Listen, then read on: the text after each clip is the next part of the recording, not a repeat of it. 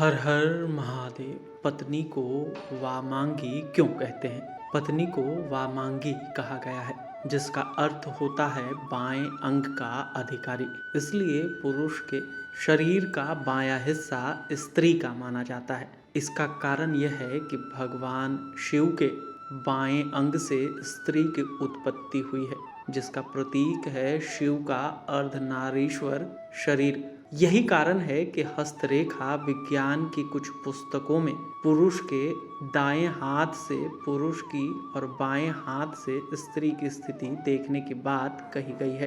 कहा गया है कि स्त्री पुरुष की वामांगी होती है, इसलिए सोते समय और सभा में सिंदूरदान, द्विरागमन, आशीर्वाद ग्रहण करते समय और भोजन के समय स्त्री पति के बाईं ओर रहना चाहिए।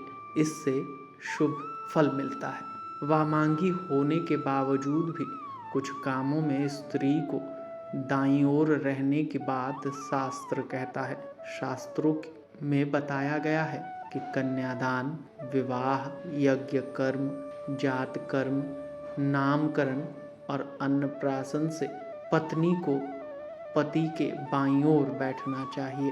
पत्नी के पति के दाएं या बाएं बैठने संबंधी इस मान्यता के पीछे तर्क यह है कि जो कर्म सांसारिक होते हैं उसमें पति पत्नी के बाएं ओर बैठती है, क्योंकि यह कर्म स्त्री प्रधान कर्म माने जाते हैं।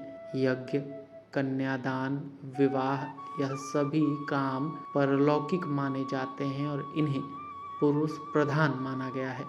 इसलिए इस कर्मों में पत्नी के दाईं ओर बैठने का नियम है। सनातन धर्म में पत्नी को पति की वामांगी कहा गया है, यानी पति के शरीर का बायां हिस्सा। इसके अलावा पत्नी को पति की अर्धांगिनी भी कहा जाता है, जिसका अर्थ है पत्नी पति के शरीर का आधा अंग होता है। दोनों शब्दों का सार एक ही है, जिसके अनुसार पत्नी के बिना पति अधूरा है। पत्नी ही पति के जीवन को पूरा करती है, उसे खुशहाली प्रदान करती है, उसके परिवार का ख्याल रखती है और उसे वह कभी सुख प्रदान करती है जिसके वह योग्य है। पति पत्नी का रिश्ता दुनिया भर में बेहद महत्वपूर्ण बताया गया है।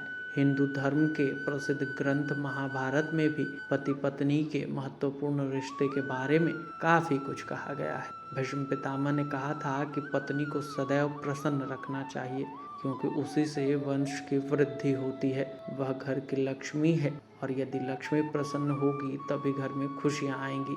इसके अलावा भी अनेक धार्मिक ग्रंथों में पत्नी के गुणों के बारे में विस्तार पूर्वक बताया गया है। आज आपको गरुड़ पुराण, जिसे लोक प्रचलित भाषा में गृहस्थों के कल्याण का पुराण भी कहा जाता है, उसमें उल्लेखित पत्नी के कुछ गुणों की संक्षिप्त व्याख्या करेंगे।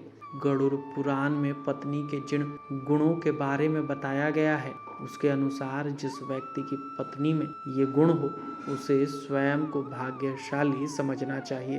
कहते हैं पत्नी के सुख के मामले में देवराज इंद्र अति भाग्यशाली थे, इसलिए गरुड़ पुराण के तथ्य यही कहते हैं। सा भार्या या गृहे दक्षा, सा भार्या सा प्रेमदा, सा भार्या सा प्रतिप्राणा, सा भार्या या प्रतिव्रता।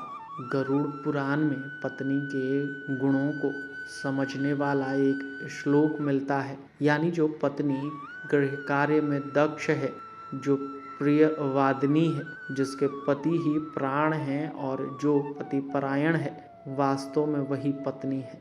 गृह कार्य में दक्ष से तात्पर्य है कि वह पत्नी जो घर के काम काज संभालने वाली हो, घर के सदस्यों का आदर सम्मान करती हो, बड़े से लेकर छोटों का ख्याल रखती हो।